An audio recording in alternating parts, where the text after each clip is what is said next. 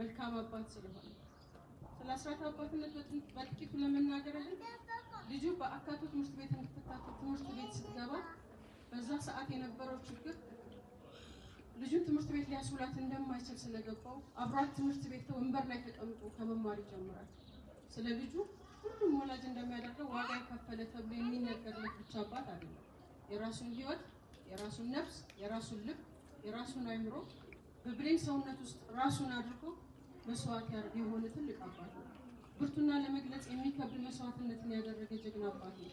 ይህንን ማህበር ስንመሰርትና ሲያገለግል የነበረው የቤተሰቡን ኃላፊነት እየተወጣ የነበረ ቢሆንም በአንድ ግለሰብ ውስጥ ተቀጥሮ የነበረ ሲሆን ይህንን ማህበር በእግሩ ለማቆም ደፋ ቀና ሲል ተቀጥሮ የሰራበት የነበረውን ድርጅት ላይ ለዚህ ማህበር ባለው ትልቅ ራዕይ የተነሳ አብዛኛውን ጊዜ በስራ ገበታው ላይ እንዳይገኝ ሆኖ ነበር።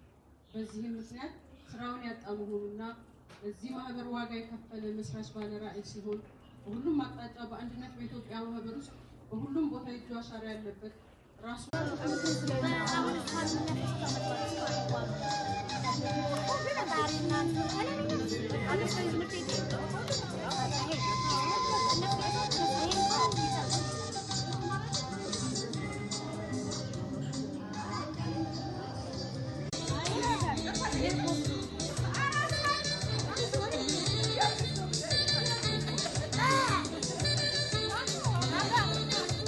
Yazın.